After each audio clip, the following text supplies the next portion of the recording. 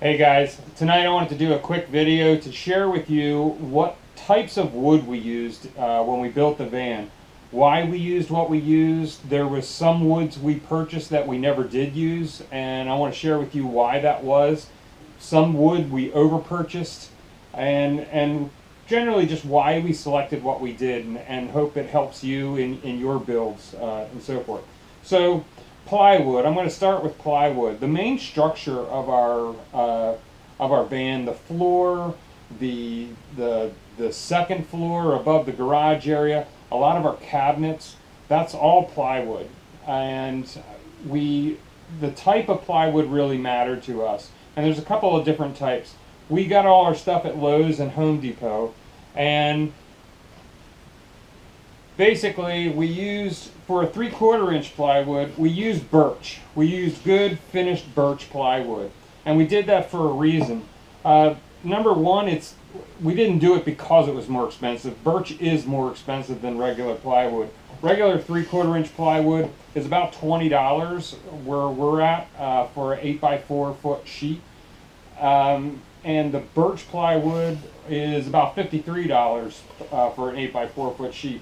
That came out to about $1.53 per square foot versus about 65 cents per square foot for regular. However, there's a difference in these two plywoods. Number one, the finished birch plywood is just, it's nice, it's pretty, it's already sanded. If you pick out a lot of if you're careful about your selection, you can get some really pretty grains in it. And we used some of that. Actually, that was all of what we used for our countertops in the galley area, the countertop and above our refrigerator where we cook at, and the tabletop the tabletop in the back. That's all birch 3/4 inch plywood, and it worked out really well. From a weight perspective, birch is about 2.6 pounds per square foot. So when you're figuring out the weight of your vehicle, it was really quite simple to calculate as I was building out the van, just what is the weight I'm putting in this, because just taking the measurements as they were, taking it out per the weight per square foot, you can really start to get a sense of what kind of weight are you putting in the van. The other reason we went with birch when we could was the smell. And if I have a piece of regular plywood here, just standard. This is 1/2 inch, but they have it in 3/4 as well. And I bought this, but we actually never used this anywhere in the van. And the reason we didn't, twofold. Number one, it's not sanded, so the extra money I'm spending on this, I'm saving and having to sand this. And the birch or maple we used in a lot of our cabinets when we used 1/2 inch, it saved us a ton of time sanding, and we were just able to paint. The second thing is, and I can't believe I'm smelling wood on camera, but if you've ever walked into a new house, let's say, that's just been framed out, and you just smell nothing but plywood. That was my fear building the van. I didn't want this plywood smell. And when you think about that, a lot of that is the pine you're smelling, but my thought is a lot of that is the epoxy and resins in the wood as well. And I'm not an expert on lumber, so if some of you out there are, and I'm incorrect, let me know in the comments. But that for us, that was just one of the reasons, actually the main reason we didn't go with just standard ply. It would have been a lot cheaper, but we saved time in sanding. We don't have the smell, and it generally, when we got a piece of birch or maple, it just had much better grain. It had a much better look to it. So in those areas where we weren't going to paint it, it gave a better feel and a better look to the van. So that was our plywood story. The other wood we would use, and before I go on that, one of the places you can go to get some really good resources and information on plywood is, and they've got a lot of calculators and so forth on there, is theplywood.com. And I'll put a link down in the description of the video to theplywood.com. It tells you almost everything you need to ever know about plywood, from weights, to and to straightening it out when it's warped. And that was one of the other problems we found with just the standard plywood, is it was often bent or warped. When I got the birch or the maple plywood, it was often really, it was often really straight. So we liked that. So that was our floors. We used 3/4 inch on the floors. We used 3/4 inch on the second floor above the garage. We also used 3/4 inch on the main cooking area.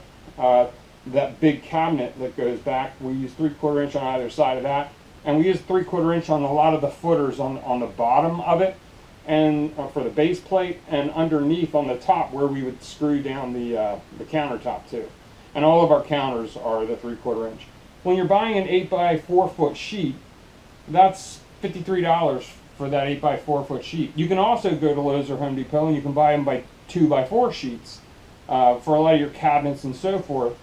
And it's more expensive. I did the calculations. 8x4 foot sheet of birch is $1.65 per square feet at 32 square feet, and the 2x4, that's $3.37 per square foot. So it's cheaper if you can get the 8x4s and get enough of them and cut them to the right lengths and utilize a lot of that material. However, I have this big stack here that's about a foot thick of straps, and that doesn't count what we got rid of that we just never used. It just was not the right size. I did save a lot of it. I'm sure we'll use some of it somewhere, but we have a lot left over. The other wood we used as far as plywood is concerned was for our cabinet fronts. We used this 1/4 inch, and we got, this particular one is Luan Plywood we used. This is what we used, just 1/4 inch for the doors of our cabinets. And this actually worked out really well. It's nice and light, and when I cut it to shape, one of the things that we did for trim on there, and Home Depot and Lowe's has these, they're these little 2 inch by 1/4 inch by 2 foot, 4 foot, 6 foot, however long you need to buy them, pieces of poplar. They're nice and light, and actually they make really good trim for your cabinet doors. So actually we have one painted here. So I cut out the cabinet door face, and then I take this little piece of poplar trim, and I just kind of glue these right to the edges and clamp them, and they make a nice shaker look to the front of the cabinet. I'll do that on the front, and then I'll take just standard non-painted and I'll do that on the back. And that gives me just the right thickness, because these are each 1/4 inch, so I end up with a 3/4 inch edge that I can screw my hinges into, and it works out really well. It makes for a really light door.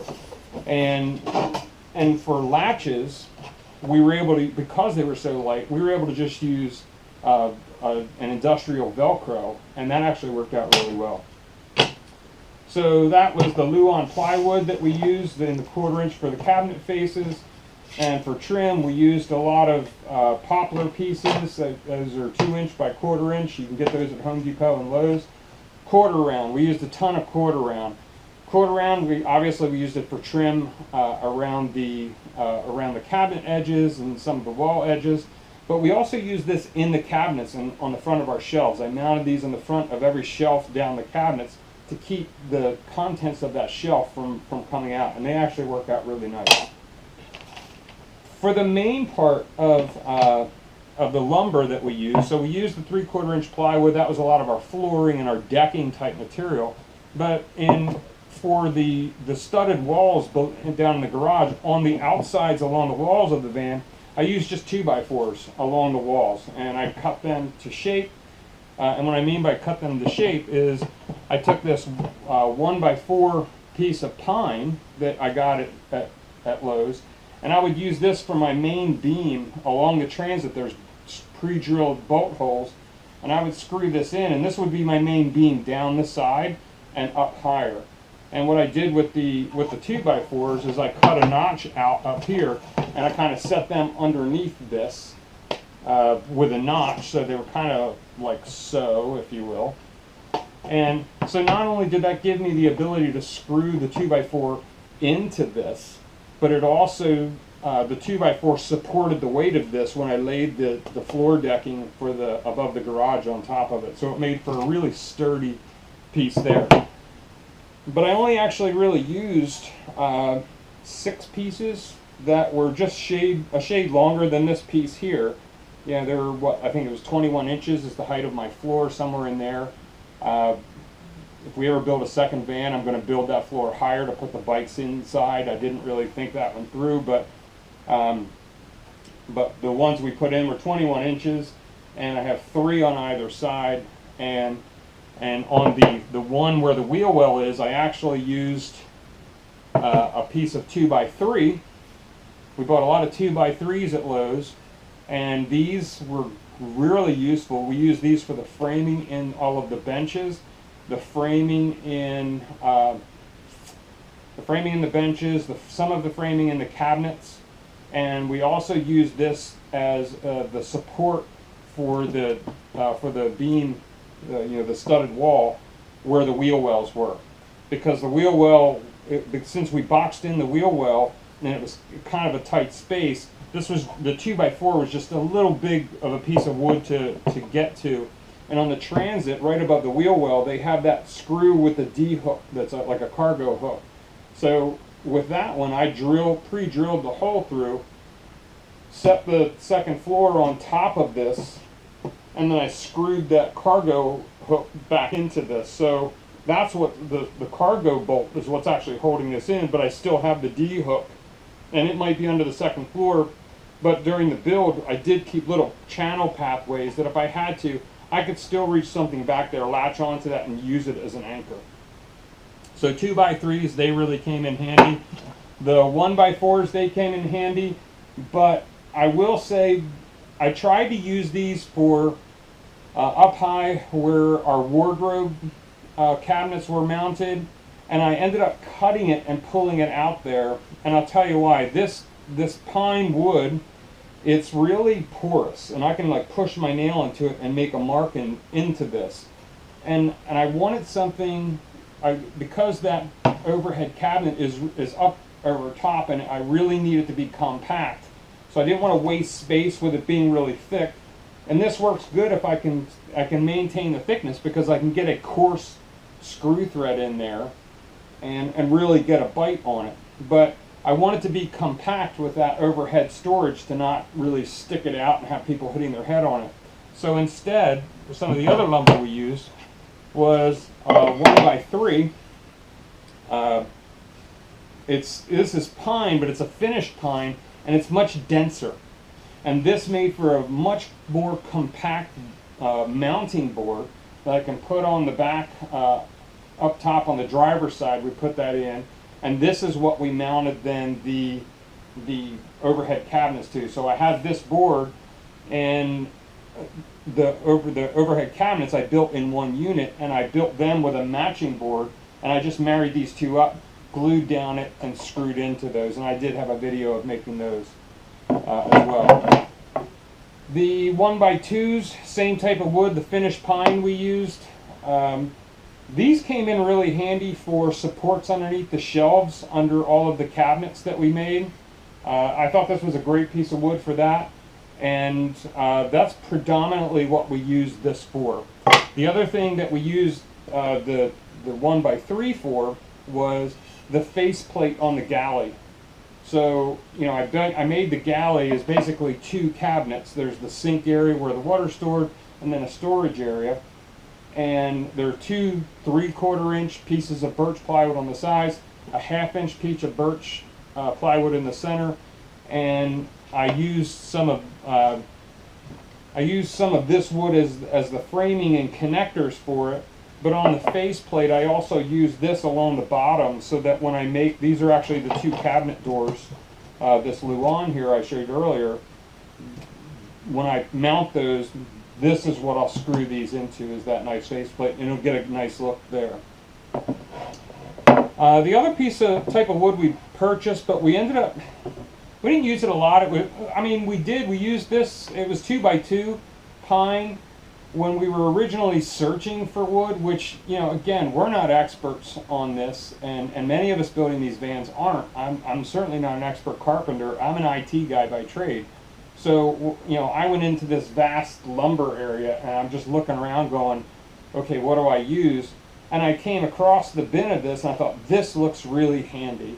And I purchased like 6 or 8 of them, and I think I used maybe half of them. And I probably have enough material that I could build at least a third or a half of another van. So I way overbought material for this van. But that's fine, because someday I'd actually like to build another one. But this came in handy when I needed something to screw into. The wood of whatever I made was thin enough that it would hold, but I might have needed to really mount something sturdy over it. So I would back this up behind it, glue it in, screw it down, and then screw into this, and it would give me a good bite. The last piece, so I can try to keep this somewhat short, of wood that we bought that we didn't use, and I just kind of want to warn people against it, is the insets where our bed is on the second floor. In that inset piece, from the top pad down to where the bed is, we thought, oh, we want to have a cool piece of wood under there. And honestly, I didn't feel like putting cedar in, because at that point I had just finished the cedar ceiling.